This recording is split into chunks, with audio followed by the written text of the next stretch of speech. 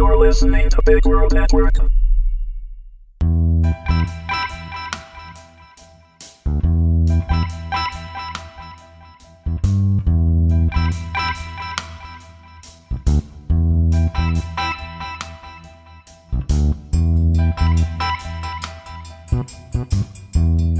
The Worlds Below, Season 1, Episode 1, Teddy and the Overworld. Written by M.L. Miller, read by Matt Bowerman. The worlds below lie not beneath our feet or even within the earth, though you might find them there. The worlds below lie beneath our consciousness. They are those things we see from the corner of our eye that disappear when we look at them.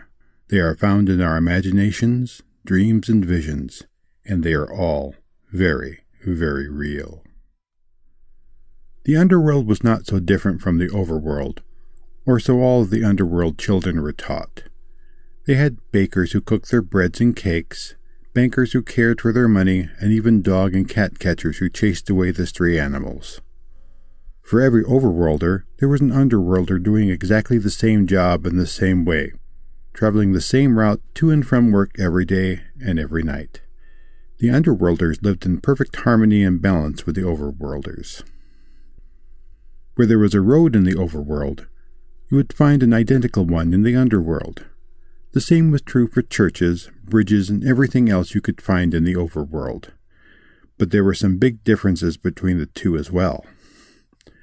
First, the underworld had no sun, its light emanating from the rocks and ground all around it, giving the world a kind of late afternoon yellow glow. Second, underworlders were very much aware of the overworlders, while the overworlders had no idea the underworlders even existed. You see, the overworlders were a very noisy people.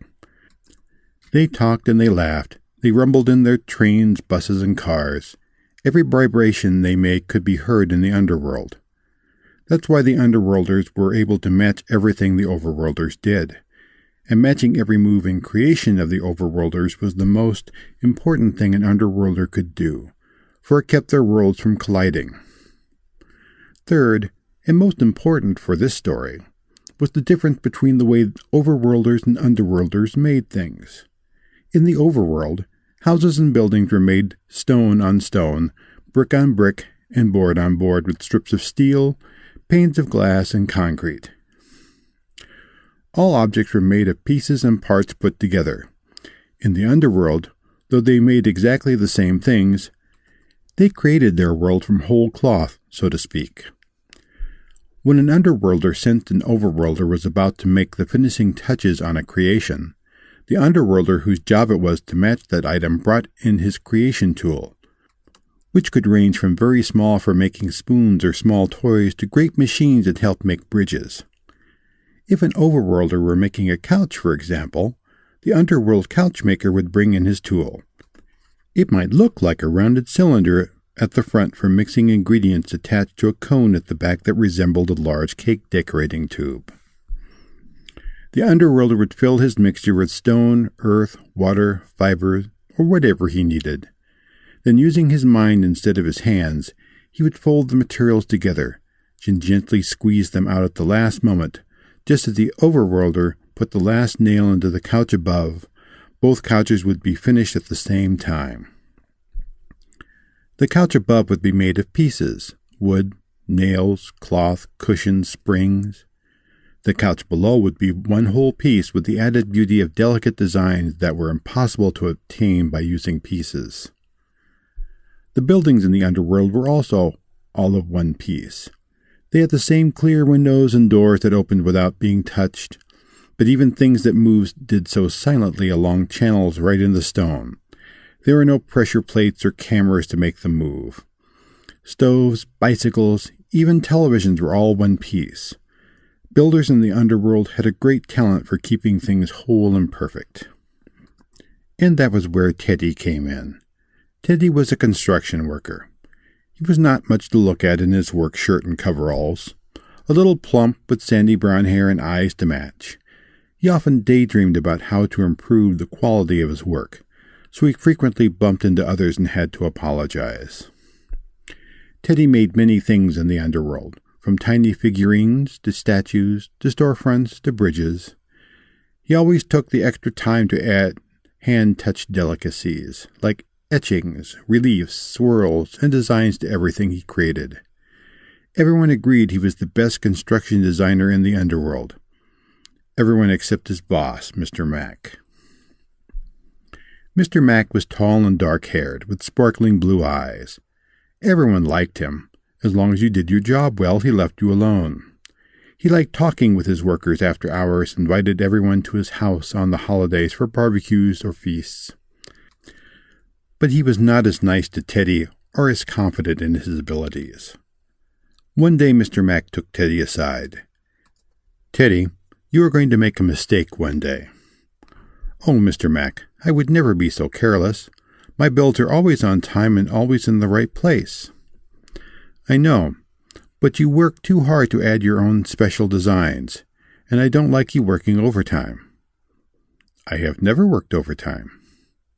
"One of these days you are going to be so busy working on the designs you will make a mistake, and both of our worlds will be in trouble." Some of Teddy's co-workers nodded sagely, but Teddy suspected they just didn't want to get in trouble for disagreeing with Mr. Mack. He ignored them and just kept creating some of the most beautiful structures in Underworld. One day when Mr. Mack called Teddy to his office for a chat, Teddy worried. Perhaps he'd spent too much time on his last job, and Mr. Mack was planning to inform him he had lost his job. Teddy chewed on his lower lip, as he usually did when he was nervous. Mr. Mack asked Teddy to sit down. "Teddy, the Overworlders are making a bridge over the East River that's going to be one of the largest and most beautiful bridges they have ever built. It will have lovely high arches, great wires streaming between them, and girders that will shine with the colors of the sun and moon." Teddy nodded, trying to look as if he understood what Mr. Mack was getting to. "Yes, Mr. Mack." "Teddy, this will be the most important build in centuries. We need to match it perfectly. You know how difficult it is to match an overworld river in the underworld." "I do." Teddy had worked on the bridge spanning the Great River and remembered very well how difficult it had been to keep the two rivers from running into each other and revealing the presence of the underworld. "I want my best man on this, Teddy." Mr. Mack paused, frowning, and Teddy's heart jumped a little bit. Is Mr. Mack going to choose someone else for the job, he thought? "I want you to supervise the other construction workers, Teddy. And when it comes time to put the last rivet in the overworld, I want you to put down the last piece of the bridge on our end." Teddy's chest puffed up. It was the greatest assignment he had ever received. "Yes, Mr. Mack. I'll see to it. I'll make sure everything goes as it should." Mr. Mack ducked his hands behind his back. "I'm counting on you, Teddy. Don't fail me." "Never, Mr. Mack." Teddy went to his office and began planning. He called in the workers he trusted most and told them where their teams would work. Some would be on the girder team, some on the steel bands and concrete. Some would be on the exit and entrance ramps, and still others on the access roads to the bridge. There was a lot to coordinate. He supervised splitting the river between the overworld and underworld, making sure there was enough support to keep the upper river safely above and the underriver hidden below. He checked every point to be sure there were no leaks. He confirmed the location of the supports to make certain that they were directly beneath the overworld bridge supports in order to ensure that the arches would span the exact same space. Finally, all was ready. Just as in Overworld, a great crowd gathered in the underworld along the road to the bridge, in the parks for picnics, even at the zoo. Everyone wanted to celebrate the great event. In the constant yellow glow of the underworld, Teddy sat in his giant building machine that looked like a gigantic rabbit whose ears were control levers and whose backside was flat and wide where the construction material would be released. Working the materials in his mind, concentrating with all his might, Teddy envisioned the bridge that would be his greatest achievement. He listened to the sounds above, waiting for the perfect moment to pour out the last arch and link of the bridge into the masterpiece as it was meant to be. And there it was. He put the machine into gear and gave it the tiniest push with his foot to gently lay out the bridge. And then it happened. Teddy felt a thunk rumble through his machine, and it abruptly stopped. The world shook, and then everything went still. The unfinished molding for the bridge lay behind him, running and misshapen. A hush fell over the underworld. Even the overworld hushed. Everyone knew something had gone terribly wrong. Teddy had allowed his version of the bridge to bump into the last support on the last span of the overworld bridge. No one in the history of the underworld had ever touched the overworld in any way. It was too dangerous. Teddy's heart raced. He put the machine back into gear, hoping he could gather the material fast enough to correct his mistake. But it was too late. The damage had been done.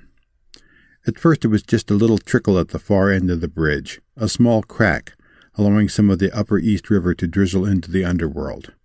Then the river support shuddered, split, and fell to pieces. The upper river flowed down into the lower East River, ripping a great gaping hole between the two worlds. It was bad enough for the underworlders to witness. They had always been aware of the overworlders, but the overworlders? Oh my. They froze, terrified. You see, the overworlders who had thought they were driving across a bridge 75 feet above the water found themselves on a bridge on top of another bridge, and the water 200 feet below them. Some of the overworld workers were still standing on top of the last arch grabbing for the girders, because instead of standing on one great arch above the river, they were standing over two. It was rather like standing at the very top of a double Ferris wheel ride. Fortunately, since all of the overworlders were still standing on their walkways and driving on their roads or walking the paved paths of their zoo, no one was injured falling down into the underworld. But still children cried, mothers screamed, and fathers angrily waved their fists. In desperation, Teddy picked up some of the building material and reloaded it into his bridge maker, focused his mind, and gently poured out the last of the underworld bridge. The shaking stopped, and when he looked at what he had made, he saw that ramps had been created between the two worlds connecting the bridges. At first, no one knew what to do. There had never been access between the worlds. No underworlder had ever met an overworlder, nor the other way around. Neither had they ever seen one another, though some underworlders liked to brag that they had peeked out into the overworld. To the underworlders, the overworlders looked thin, rather tall and gangly, as if they would fall over with the tiniest gust of wind.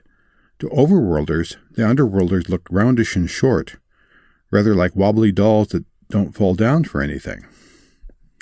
Teddy was certain he would be fired for his mistake, the mistake Mr. Mack had predicted would happen one day. But people in both worlds, always being curious, one by one began to walk up or down the ramps to see what was on the other side of their world.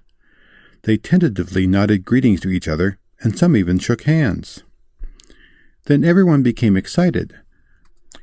The overworlders looked at the matching yet so different buildings standing directly beneath their own and marveled at the artistry of the underworlders. Likewise, when the underworlders actually saw the chrome and steel buildings with glass windows and doors of the overworlders, they admired the skill of their neighbors. Soon, regular meetings took place between the underworlders and the overworlders to share their designs and technologies. Underworld bakers learned about sugar and cream. Overworld builders learned ways to add design to their brick and stone. Before they knew it, underworlders started moving to the overworld, and some overworlders found underworld residences. Some of them made families together. And Teddy's mistake, though everyone thought it was the end of the world, came to be called the Great Change that everyone used to mark time from that day forward.